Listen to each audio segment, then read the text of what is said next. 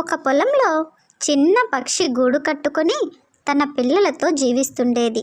కొంతకాలానికి పంట కోతకు వచ్చింది. పక్షి మరియు దాని పిల్లలు ఆ పొలం విడిచి ఇంకో చోటికి పోవలసి వచ్చింది. ఒకరోజు తల్లి పక్షి ఆహారం కోసం వెళ్ళినప్పుడు పిల్లలు గూటిలో ఉన్నాయి. రైతు ఇలా మాట్లాడుకుంటున్నాడు, నా స్నేహితుడితో కలిసి రేపు కోతలు పూర్తి చేయాలి అన్నాడు. ఆ మాటలు విన్న పక్షి పిల్లలు తల్లికి ఇలా చెప్పాయి, మనకు ఇక్కడ ఇదే చివరి రోజు, ఈ రాత్రికి వెళ్ళిపోవాలి అన్నాయి. అప్పుడు తల్లి పక్షి, రేపు కోతలు జరగవు, ధైర్యంగా ఉండండి, అలాగే స్నేహితుడు కూడా రాడు అని చెప్పింది. మరునాడు నిజంగానే అతని యొక్క స్నేహితుడు రాలేదు, కోతలు జరగలేదు. ఆ మరునాడు రైతు నిరాశతో స్నేహితుడు రాలేదు కాబట్టి ఇంటికి వెళ్ళిపోయాడు. తన పని కూడా జరగలేదు. ఇక రేపు నా బంధువులతో కోతలు జరిపిస్తాను అన్నాడు. పక్షి పిల్లలు తల్లికి ఈ విషయం మళ్ళీ చెప్పాయి.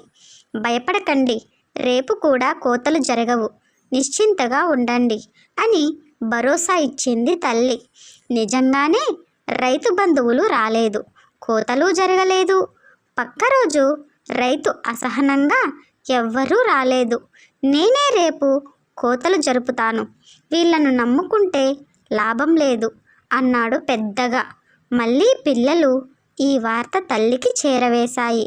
తల్లి పక్షి, ఇంకా మనం ఈ పొలం వదిలిపోవాలి, తప్పదు, 2 సార్లు ఏం కాదులే అన్నావు, కానీ ఇప్పుడు పోవాలి అంటున్నావు అని పిల్ల పక్షులు తల్లి పక్షిని అడిగాయి.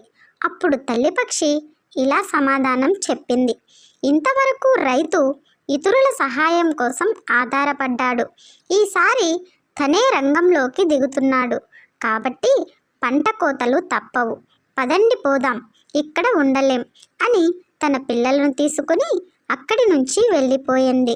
ఈ కథలో ఇతరుల సహాయం తీసుకోవచ్చు, తప్పులేదు, కానీ పని సక్రమంగా పూర్తి కావాలంటే మనం కూడా కృషి చేయాలి.